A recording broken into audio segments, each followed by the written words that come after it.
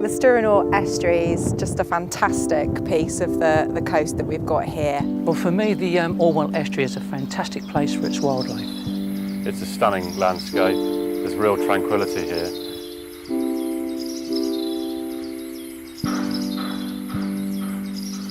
Hello, I'm the Suffolk Estuaries Officer and I'm here today to tell you why we should win the UK Landscape Awards.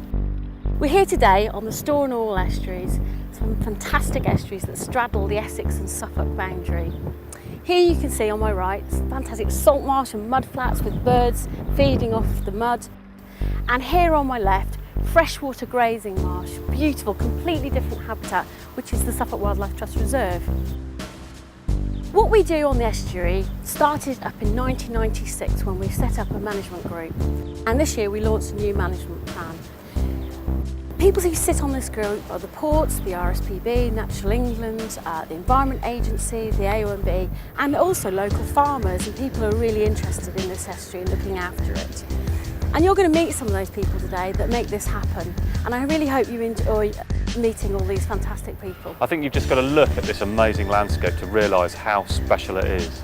Stour and Orwell Estuaries, they're located at the southern end of the Suffolk Coast and Heaths area of outstanding natural beauty, one of the UK's protected landscapes. So a really special place in terms of UK landscape designation, also internationally important for wildlife, but it's also special because lots of people live here, so it's important for recreation and it's important economically as well, with the ports, with this being one of the best natural harbours on the east of England.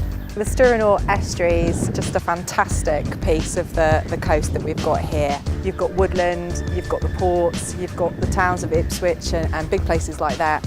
The port of Felixstowe is the largest container port in the UK, and the landscape of this estuary here has changed gradually over the last 40 years or so as the port has expanded. But one thing we've always been keen to do is to work with the local partners we have.